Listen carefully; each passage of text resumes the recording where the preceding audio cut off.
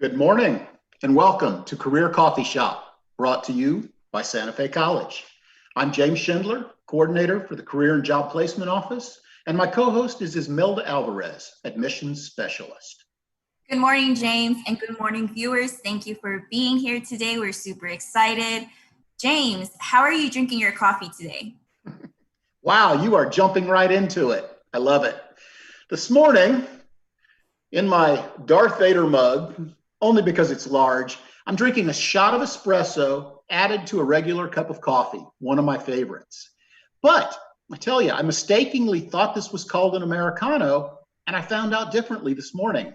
So I'm going to have to look up what this is actually called, unless one of our viewers out there knows and would like to post it in the comments or the chat section. How about you, Iz? Well, I am having black coffee with soy creamer, which is really good. I found out that it makes your coffee a lot thicker and richer, in my opinion. So if you haven't tried it, I definitely recommend doing so. But coffee often brings a lot of people together. It's something that people tend to do. One of the reasons why we chose to even surround our show around coffee, because we want our audience to feel like they are here with us. So if you are watching today, please let us know in the comments, what is your favorite coffee spot and why? We would love to see this and read it. And once again, thank you for being here.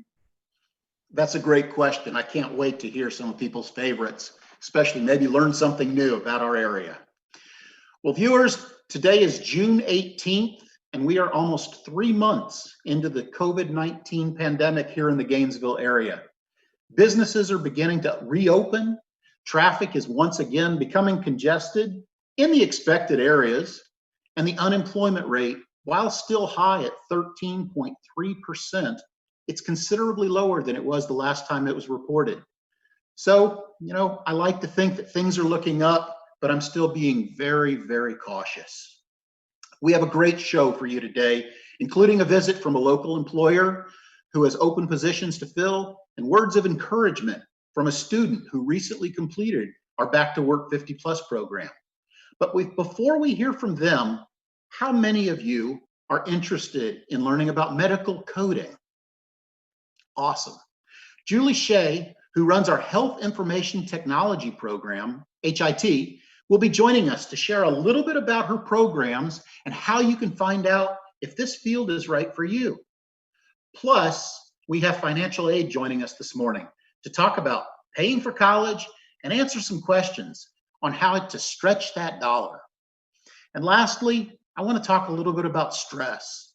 We all have it, and each of us handles it differently. If you're a returning viewer, fantastic and welcome back. If this is your first time, welcome. Go ahead and share the link with a friend. As James said, we have a lot of great information being provided. So go ahead and share that with your friends. Career Coffee Shop is a live, reoccurring show offering workforce, career, and degree information, as well as referral to resources at Santa Fe College and resources within our community. Now, I think it's time to try and stump you with coffee trivia, but first, a fact about coffee that will probably come as no surprise. Did you know that coffee is the world's second largest traded commodity, right behind crude oil? Yeah, crude oil. Coffee is consumed in massive quantities worldwide, making it the most beloved beverage after water, which generates over $100 billion annually. $100 billion. That's a lot. That's awesome. All right, James, I have one for you in the audience. How many of you drink your coffee with cream? Well, since I'm live, I'm going to step in. I don't, except in the afternoon sometimes. If I have a cup late, I might add a little cream then. But for the most part, I like my coffee straight. That's awesome. Why do you ask? Did you know that coffee stays warm 20% longer whenever you add your cream? Do you have any idea why? I have no idea. Why is? So adding the cream thickens the coffee. I talked about the soy creamer earlier. So it makes it evaporate slower. So you'd be surprised that it makes it so much warmer. And I think it's really good for a lot of us who like our coffee warm. Definitely. Interesting. I had no idea. Well, enough about coffee and on to the show. If you have questions as we work our way through the presentation, please submit them via the chat function, and we'll do our best to answer them during the broadcast or get them to the appropriate department for follow-up. Please join me in welcoming Julie Shea from our HIT programs. Julie actually works across the hall from me, so she and I have shared many a cup of joe in the mornings and sometimes even the afternoons. A quick coffee story about Julie. On one of the last days we worked on campus before we closed due to COVID, Julie came into my office and she said she had an extra cup of coffee and would I like it? Not being one to ever turn down a cup, I accepted, and she handed me a small McDonald's coffee with creamer already added. I'll tell you what, McDonald's coffee is pretty good, and free McDonald's coffee is great. It was so good that since that time, I've reached out to McDonald's and invited them to be on one of our upcoming shows. Julie, welcome. Please feel free to share a coffee story if you have one, and then the floor is yours. Thank you, James. Happy Thursday, everybody. Yes, coffee is awesome. I have my cup here. Want to wish everybody a happy Thursday as we learn more about health information technology programs here at Santa Fe. I'm privileged to also have a recent graduate, Jeremy Carey, who is going to share his wisdom as his educational journey during the program. As we are swimming in a lot of data, there is a need for specialized workers in healthcare facilities as well as physician offices, really in every healthcare institution. So what Santa Fe provides are health information technology programs. We've got 2 specialty certificates, one in medical coding billing. It's also referred to as the revenue cycle management certificate. As well, we've got an informatics data analytics, also referred to as data management analytics certificate. These are entry-level certificates that do ladder into the AS degree. Truly, the medical coder biller certificate is really the first year of the AS degree, and it gets you a foot in, if you will, in getting the majority of the coursework done. We're an accredited program through CAHIM, as well as the Medical Coder Biller Certificate is accredited through HEMA PCAP program. There's only 25 from a national perspective. HIM professionals do bring value to any organization. They are the bridge, if you will, between clinical, IT, and business. HIM professionals are allied health professionals, and according to the U.S. Bureau of Labor Statistics, there is going to be an increase of 22% on average increase in the need for this workforce. Health information technology is really the architectural, the tools that are used by health information management professionals, focusing on computers, hardware, software, networking, etc. We're in the age of the electronic health record. 5 years ago, there was a major push on adoption, and that is why our program currently is referred to as HIT. But truly, we are an HIM program. Our course prefixes are HIM, and HIM is health information management, where the students learn about the operational functions, if you will, of documentation management, medical coding, converting and interpreting the medical record and converting it to codes for reimbursement. Policy guidelines, compliance, auditing, really all of the operational functions, if you will, within a hospital. And then, of course, in the middle is health informatics, where that data is aggregated, distilled to a point where we can do visual representation so good business decisions can be made as well as clinical decisions. So why HIM? Here at Santa Fe, we're an online program. We've been totally online since 2016. We have proctored testing requirements. We also have professional practice experiences. We have awesome industry partners within Gainesville as well as Jacksonville and Orlando who have partnered with us to host students. That's where theory is brought to application, if you will. And we couldn't do it without our partners. We couldn't do it without our students or our seasoned faculty. Here's our program effectiveness. We have a 97% completion rate, 98% job placement. Typically in a college town, the jobs are sparse, but I will tell you with all of the healthcare industry that's evident within Gainesville, there is great opportunity. We have 100% employer satisfaction and 100% student satisfaction that's based off of responses received via our surveys. Our program outcomes are roughly 20 points higher than the national mean, if you will, which speaks volumes to the students who come through and graduate within our program. Opportunity, there is a lot. This is a diverse opportunity in employment. There's so many niches that you can specialize in. The most common question that I get is how much, will I make? And it's a good entry point, or it's also most of our students may be finding a second career. Nurses who have been in nursing for 20 years and they want to go from clinical to non-clinical but still stay in the healthcare industry. So there's a lot of opportunity there. Here you'll see the industry, the various healthcare sites along with the hourly mean wage and then the annual mean wage. Again, this is all regional based. This is from the Department of Labor website. So it's not difficult to get started. Here are 5 quick steps. You want to apply to Santa Fe and obtain your Santa Fe ID number. You want to get your transcripts to Santa Fe for review. So if there's any coursework that we can accept, that needs to go under review. You want to take the college placement test if applicable, and then set up a time to meet with myself as the program director or our advisor, who is Doug Robertson. We do have 10 data elements that are required for the students to start collecting: a resume, current CPR. Those elements are applicable to your professional practice experience. And then, of course, our hope is that you are knowledgeable of your Microsoft applications, but if not, take CGS 1101. Try to get your biomed courses done prior to taking the first course, HIM 1000.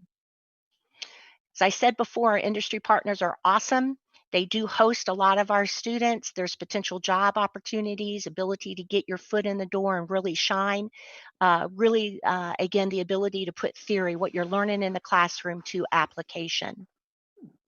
Here's some frequently asked questions. A lot of people ask, hey, where can I get a job? And really, the boundaries have broadened in that area, and really any place that collects data electronically, which those are insurance companies, their healthcare facilities, physician offices, long-term care, anywhere that you can manage that data and collect it, that is somewhere you can be employed. Titles, there's all kinds of opportunities. You can go to ahima.org, find out there's a career map. You can search it, and it shares close to 80 titles of opportunity. The cost involved is going to vary, but it varies between $8,000 to $10,000 for the AS degree. That includes books. Again, on our website, if you go to the A to Z under H, Health Information Technology, you'll see some additional information there off of the Santa Fe website. The more you learn, the more you earn. We are a big advocate of lifelong learning. Here's Doug Robertson's information as well as my own, and here is the program website as I just indicated previously. So I invite you to reach out to us. We're here to help you. I really appreciate the opportunity and inclusion, Izzy and James, for sharing about our programs. It's definitely a team approach. So when you combine all these tips that I've reviewed, you're better equipped to think about how you can succeed in HIM as a student and then as a professional. James, back to you. Great. Julie, we've got some questions, but first, I understand that you've brought a student from your program with you today. I did.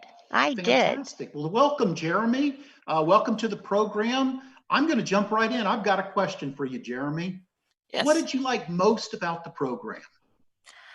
Well, there's many things to like, but I think what I appreciated the most and that I liked the most was, and this is very important to the online forum, is the communication with the instructors. All of my instructors were very communicative and very helpful. And for me, that was extremely important, and it was something I very much enjoyed. And honestly, not just with my instructors in the HIT program like Julie, but also the other staff who've aided me, such as yourself, have been very helpful, and I've enjoyed the interaction during my time as a student. Awesome.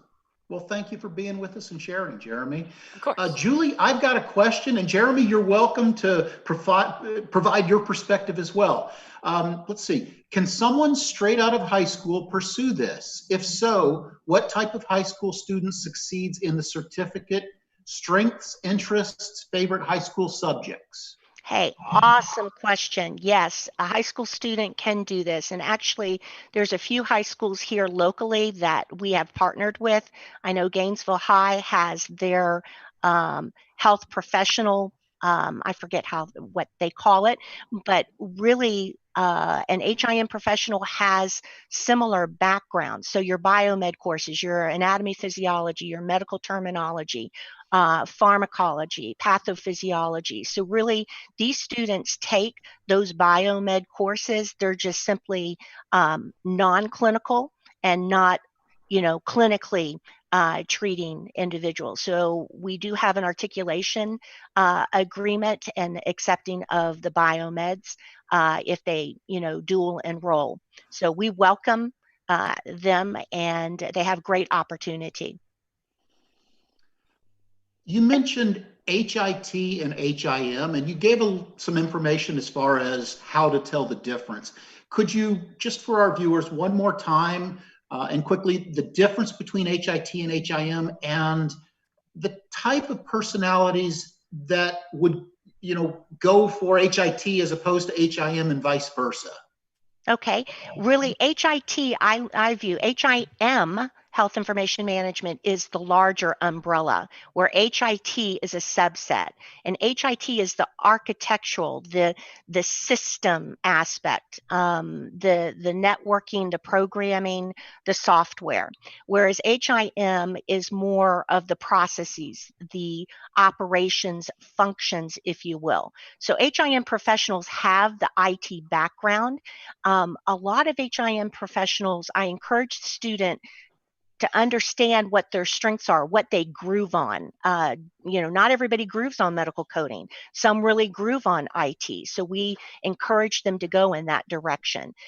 Personalities, introverts, extroverts, again, very important to know and reflect within and what will work in these types. And this is such a diverse program that really, if you are an introvert, they may gravitate to medical coding. A lot of them want to work from home, but not everybody, working from home is not all that easy. So we dialogue about that, and we really encourage the students to really reflect within and what's going to work for them. Some may really like legal aspects, compliance. So there's a lot to it. The distinguishing factor is, and I analogize it with, if you can think of pipes, plumbing, that's kind of HIT, and then the water flowing through that is the information that's flowing through any facility. And HIM is the individuals that are responsible in protecting that information, making sure that it's valid and it's clear and it's accurate and timely. Well, that's a great explanation. Last question, Julie, and I'm going to tie this with a question that I had for you. Sure. You mentioned employers, working with employers, and with some of your data, it's obvious you track very closely. The question that we got was, are there any employers in town who pay tuition reimbursement? But I would like to ask you just to tell us a little bit about, your relationship with employers and how that benefits your students within your programs. Oh my gosh. Partners are everything, and it is a relationship building. So over the years, I've been with Santa Fe for 15 years, but I've had the pleasure to really work with colleagues here within the community, the major hospital systems, UF Health, as well as the VA. I've got consultants that reach out to me that are looking for medical coders. I'm going to toot the horn of the program and say that they will hire straight out of this program because of the outcomes that we have. So that relationship building is really proven when the students come through and shine, if you will, at the employers, and they begin to trust you. So to answer your question about tuition reimbursement, yes, your major employers, healthcare systems, they have that in place, and highly encourage their employees to elevate themselves, and to continue that life learning. So it's a nice ebb and flow, and the program would be nowhere without the partners, because they host and give the opportunities to the students. I agree 100%. Our community is vital in what we do. They are awesome. They are awesome. If I check for a second, I wanted that was another great thing about the program that I found, and as Julie said, how important and vital it is. Your opportunity, the program gives you the opportunity to network with local and regional professionals, and sometimes even state professionals, and sometimes even on a bigger forum. So it's a great opportunity to learn overall, to expand your network, and there's just so many opportunities. And so that's been a great benefit of the program as well. What we share with students, we can bring the opportunities, but it's going to take them to really land that opportunity. And we really, encouragement goes a long way. So when you support and prop them up and provide it to that student, they will fly and they will meet the expectations. So yes, that's fantastic. Julie, Jeremy, thank you so much for joining us this morning and telling us about healthcare information. If you love the numbers and are interested in a career in medical billing and coding or any of our other great HIM, HIT programs, I am sure Julie would love to hear from you. yes, I would. Thank you. Thank you again. Awesome. That's some great information. Now, James, when it comes to college, we often get asked, how am I going to pay for college? And at the Office of Admissions, the first thing that we like to recommend is completing your FAFSA. And so today we have two amazing people that are joining us from the Office of Financial Aid.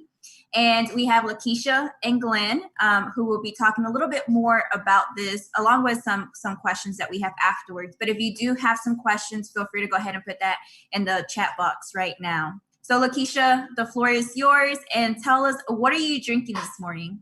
Oh, good morning, everybody. I am drinking some Tazo herbal tea, and it's the wild sweet orange, and I love herbal tea. I like coffee too, but I'm not a really big coffee drinker, but this tea is very soothing, and it does something. It wakes up my sense. It just wakes me up.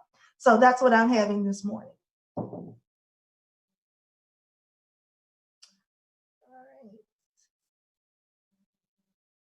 Okay, so this college is really a big step for so many students, so many generations. And you literally cannot go to college for free. You have to pay for tuition, you have to pay for books, you have to pay for supplies. So, but what I want to start off with is just trying to clarify some of the myths that's out there about financial aid. Some of it says, some parents think, oh, my credit is too bad, I can't pay for college. Or we make too much money, my child can't have college. We can't apply, she won't have any money. to attend. So I want you all to rest assured that college can be funded. There's so many different avenues, and I want to take the time to kind of go over those things with you this morning. So for instance, let's talk about it here. What is financial aid? Financial aid is funding that the federal government has set aside in the states and colleges to help students and their families be able to pay for a college education. Financial aid can be combined of grants. There's Pell Grants, supplemental grants, federal work study, loans, and scholarships. So in general, students are automatically awarded all of the aid that they're eligible for, statewide and federal-wise, and institutional-wise, for after they apply and submit the requiring documentation each school year. What's the first steps and what's the process? The first process is to complete a FAFSA. What is a FAFSA? It's a free application for federal student aid. Now, don't get blindsided or ambushed by certain websites. Some students have said, oh, they're charging me to apply for a FAFSA. No, FAFSA is free, and it should be completed once a year. It has been opened up. The first day that you can complete a FAFSA is October 1. So it's important that you do that every year that you plan to attend college.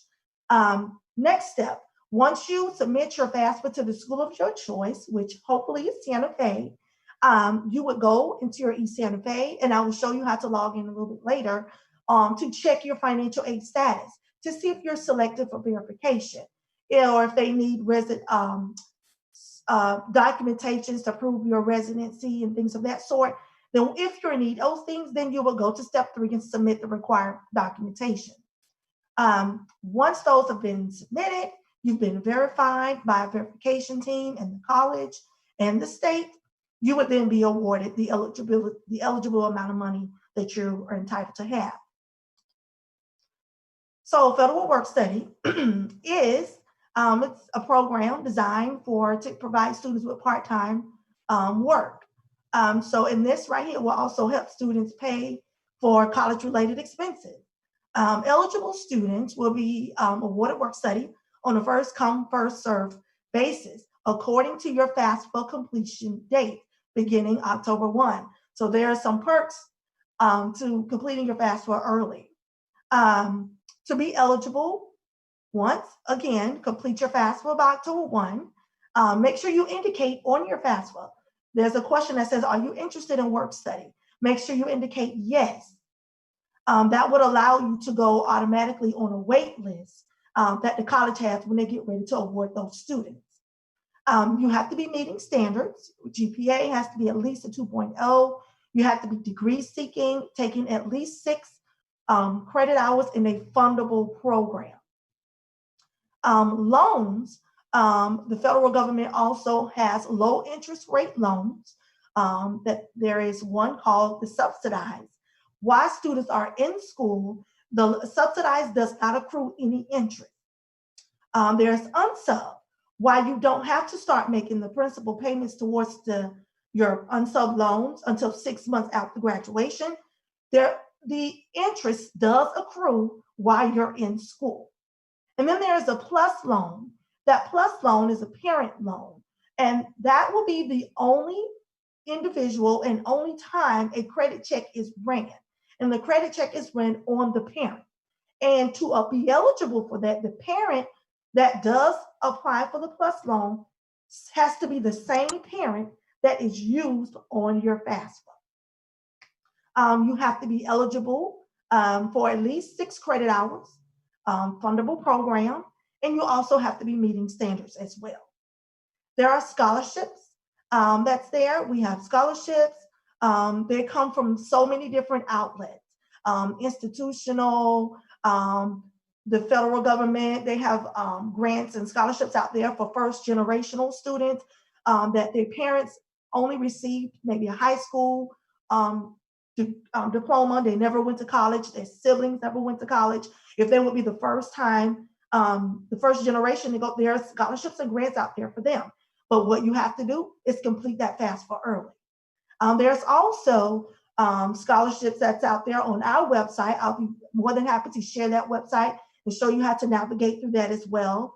And you also, if you're employed anywhere, you also want to check with your employer to see if they offer tuition reimbursement, to see if they offer scholarships. But there are so many donors and organizations that's out there that do process and award scholarships.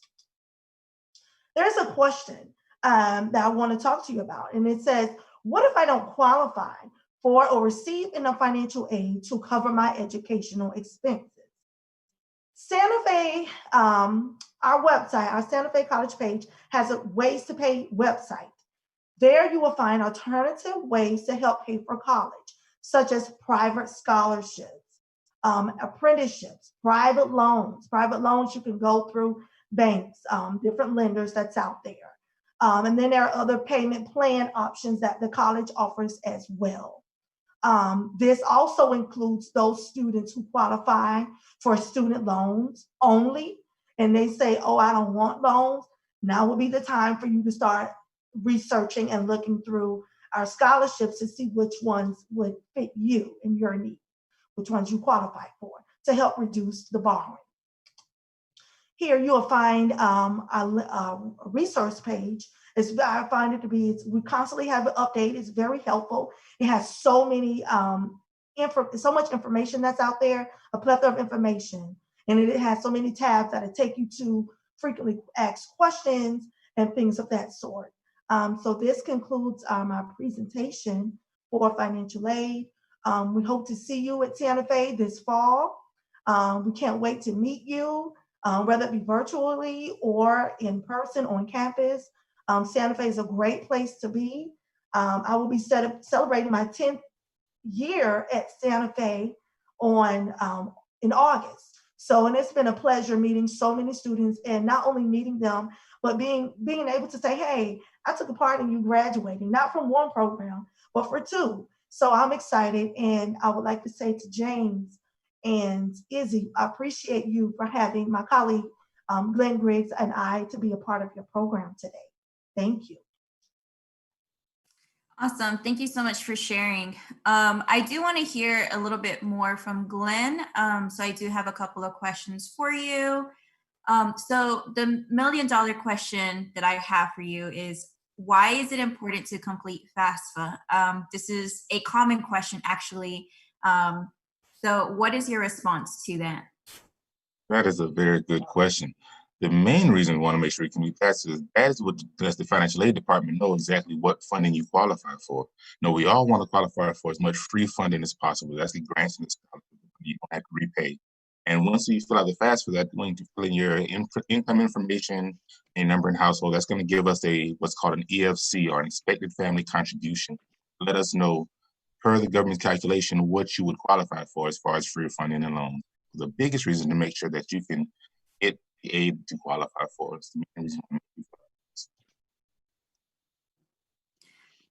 So we do have a question that came in. What's the best way to get help for a student who doesn't have a parent who can help them work through the process? Well, no, they don't have a parent that can help them with the process. They can always call into the office, and someone can sit down with them and walk them through the process, or on either online, or when we do get back on campus, we can do it in person as well. But I mean, we're always here to assist. So if you have any questions, reach out, and we can always walk you through the process. Awesome. I've got a question, Mm-hmm. You mentioned deadlines. We've got a question that came in. It says, I just graduated high school and I want to start classes summer B. Can my financial aid start then? What kind of deadlines are we dealing with when we talk about FAFSA?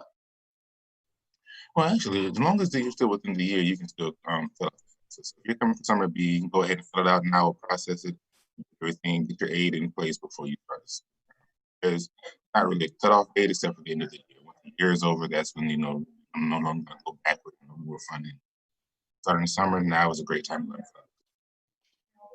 Right, and that date is every year is June the 30th. So they have to complete their FAFSA by June 30th, if they're planning to still come summer B for that particular academic year, because July 1st begins a new academic year, fiscal year. Awesome. So another question is, do I have to be enrolled full-time to receive financial aid? Well, full-time status is anyone that's enrolled for at least 12 credit hours or more per semester. So as long as you're enrolled for at least 6 credit hours, which is half time, then you can qualify for financial aid. No, you do not have to be full-time. Okay. Okay. All right. Well, Lakeisha, Glenn, thank you so much for joining us today. It's been quite a few years since I filled out my own FAFSA. And even then, I recall it was a vital part in receiving my financial aid. Yes. So for more information, go to sfcollege.edu, click on Paying for College under the Student Resources tab, and let us know how we can help. Yes. Thank you for having us. All right. Thank you. You guys have a great day. Thank you. You You too. as well. Okay. Now, on to my favorite part, Career Corner. Unfortunately, it looks like my construction company is having some technical difficulties, so I'm not going to be able to get them on just yet. We may go full circle and go back. So I'd like to move ahead. My next guest, he's not an employer, but rather a student who came to Santa Fe College, and he completed our Back to Work 50+ program. He and I have spoken several times. We've discussed interviewing best practices. And since that time, he's been offered a program director position with a large nonprofit. We'll let him talk a little bit about, but please welcome Roosevelt Cowen. Roosevelt, the floor is yours. Good morning, everybody. My name is Roosevelt Collins. I'm a clinical director with 10+ years of experience in the clinical field. I'm compassionate. I'm empathetic, pay close attention to details. I'm a team player, and I just enjoy and have passion for what I do. Roosevelt, we've got a couple questions for you while we've got you here. Again, thank you so much for joining us. Tell me why you traveled a long ways for this. Tell me why you signed up for the 50+ program in the first place. Well, I'm a member of AARP. I'm 65 years old, and I came to Gainesville to take care of my brother. You know that. So I'm a person, I'm always trying to advance what I'm doing. So I got an email telling me about the 50+ program. So what I saw, it excited me, and I called and registered for it, and I came in, and I'm not sad or sorry that I did. While we're talking, I'm going to share a screen about the AARP program. But I also have another question for you, Roosevelt. I know the class covered a lot, but I love to hear the feedback from the students. If you had to choose one thing that you learned that was the most valuable, what would that be? For me, it was a combination. It was, when you interviewing, always stay professional. Answer each question professionally and stay out of the tall weeds, as Sally would say. Well, obviously that worked for you. Congratulations on the new job. Is there anything else you'd like to share with our audience today? I just would like to say that I really, really enjoyed the class. The instructor, Sally, she was very compassionate, and she was very excited about what she was doing. Very thorough and very detailed. And I really enjoyed being a part of it. And when I got back here to DC, it really helped me along the way, because I did my resume, I did my cover letter, and then I had those tremendous interviewing skills that I needed to interview. Well, obviously they worked. Again, fantastic. Congratulations. Thank you for joining us, and have a great day. Best of luck in your new position. Thank you. Thank you for having me. Well, our construction company has not been able to make it, so I'd like to share one more thing with you. Bear with me while I navigate to that. Okay.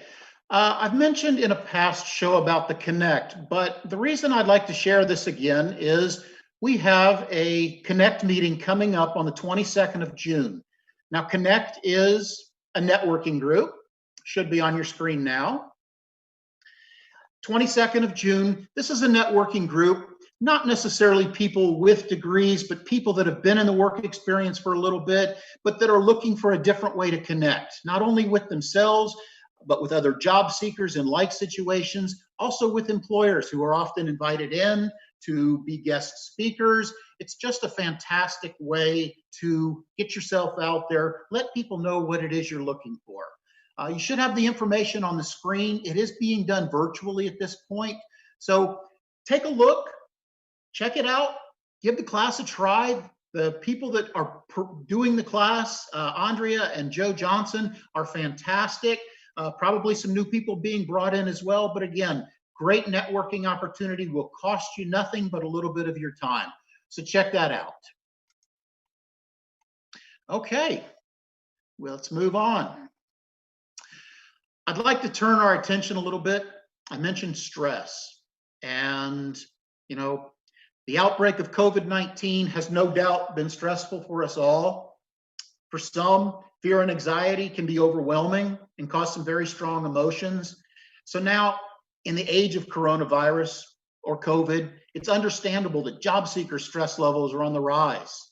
This was stressful before, so I can't imagine now, how much more difficult it is preparing. So I'd like to give you some tools, also some ways to identify that, maybe we need to take a deep breath and, calm down a little bit, try and work our way through this.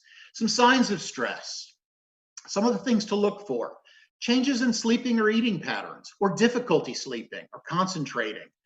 These are very prevalent. Stress shows itself in many different ways.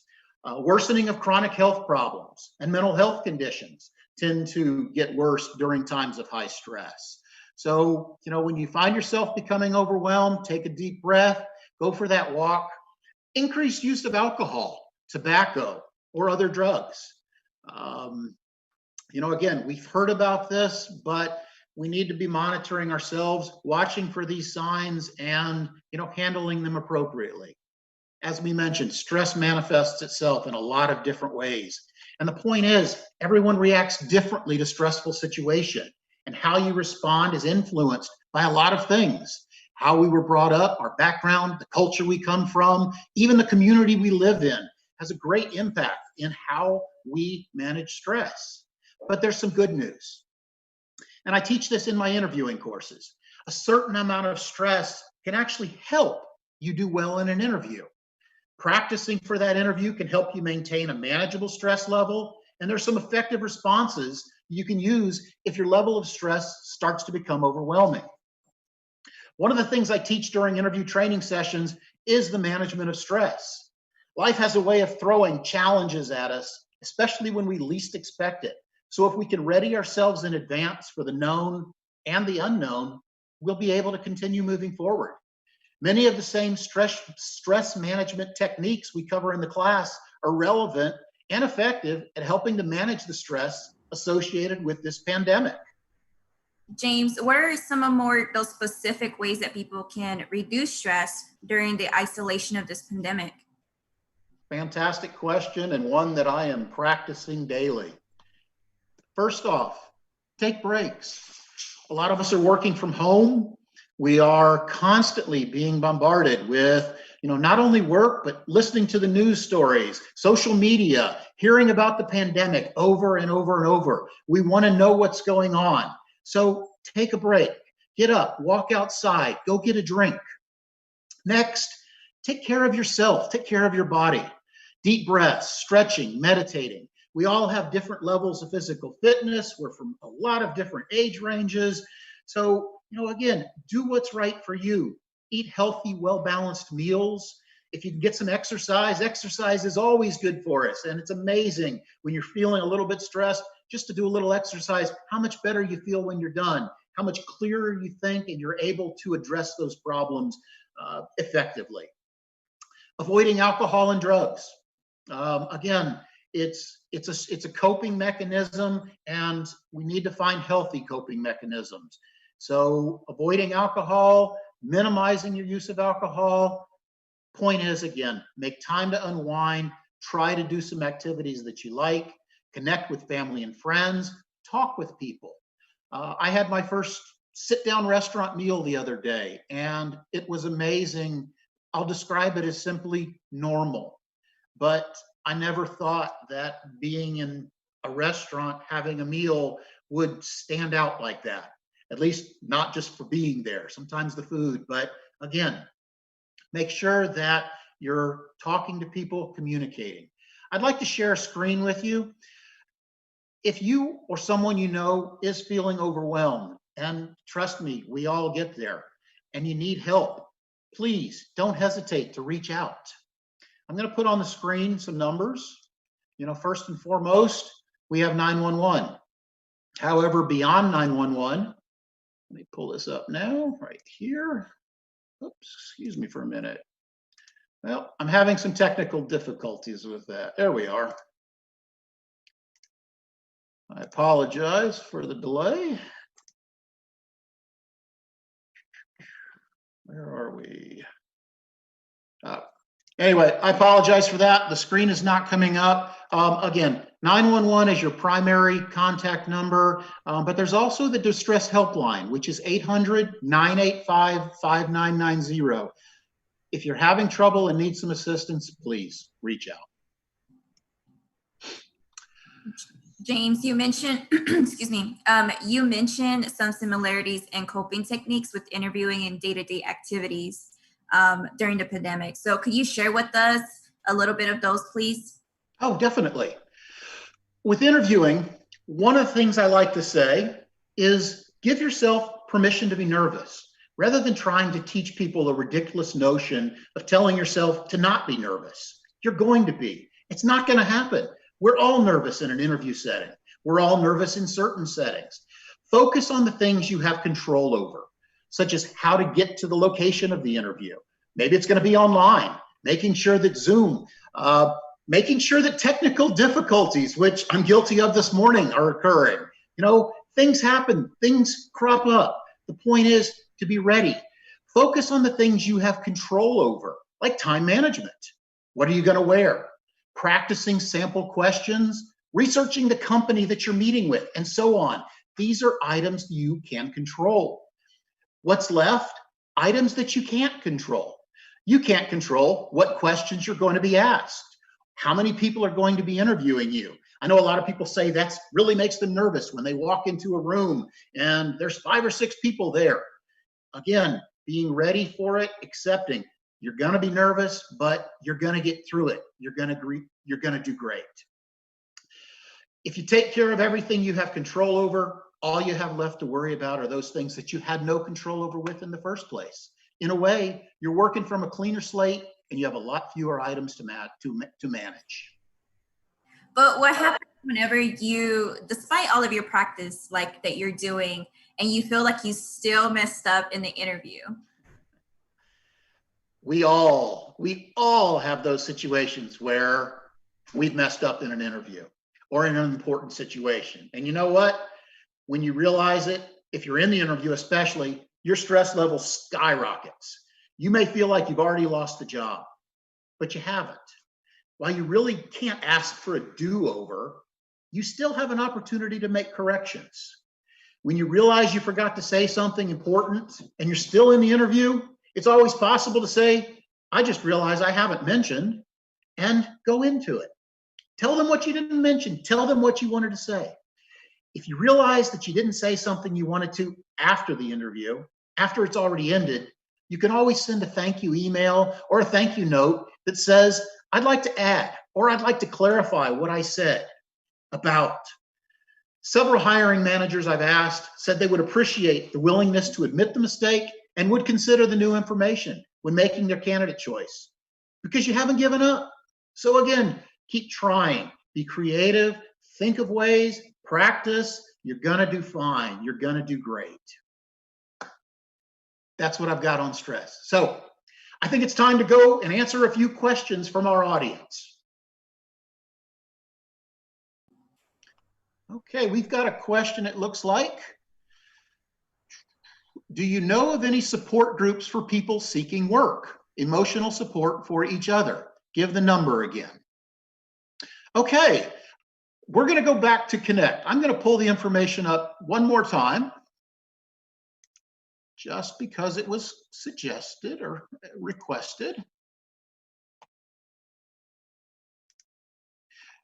Are there any questions while I'm pulling this up that you would like to answer?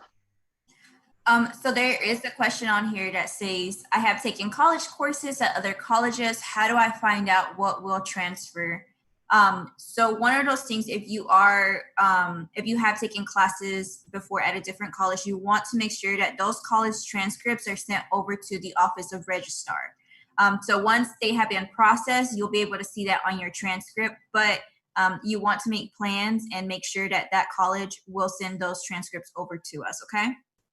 Fantastic. All right, I've got the information for Connect Up as well. And again, to go back to this with the question that was presented, Connect is there. It is a support group. Connect is not simply to introduce employers. Connect is designed to allow you to meet fellow job seekers in like situations, maybe not necessarily looking for the same thing, but you know what? When it comes to job search skills, those overlap. There's a lot of cross. There are people within the group that are having the same challenges as you. So it's a great group to meet people. A lot of people will get together outside of the group, maybe what we would refer to as a study session at a college, but you know, to again, do some job searching to have a partner within your job searching, again, to make it a little bit easier on you. So there are other groups, a little bit different right now. We don't have nearly the networking going on in person. A lot of it's being done virtually. But as we begin to come out of COVID, keep an eye. Facebook's got some fantastic groups in identifying different events that are going on in town. And as you know, we get further and further into this year, I think we're going to start seeing some job fairs coming back and other areas in which you're going to be able to get out and meet people face to face.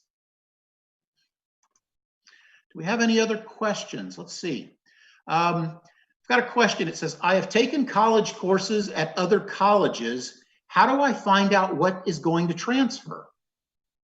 That's the one that you send your college transcripts over to the Office of Registrar. Got it. Here's a question that just came in. I am in the Army and will be getting out soon. Does Santa Fe accept the GI Bill? And can they help me to get started? I'll be glad to take this one. First off, thank you for your service. Santa Fe has an amazing veteran program. We have an office dedicated entirely to our veterans. GI Bill, of course, we love our veterans, and our Veteran Service Office can help you understand what benefits you're entitled to, how to use those benefits, and anything else that you need to be successful in activating your GI Bill, getting those benefits started to help you pay for those courses, as well as getting signed up and meeting the right people for those courses. Are there any other questions? I think that's it. And I think we're out of time. Please keep an eye open for our next broadcast. And more importantly, don't hesitate to reach out if you have any questions or need assistance. While we weather the storm, all of us at Santa Fe College want you to know we are here for you and committed to your success. From all of us at Career Coffee Shop, cheers, thank you, stay safe, have a great day. We'll see you next time.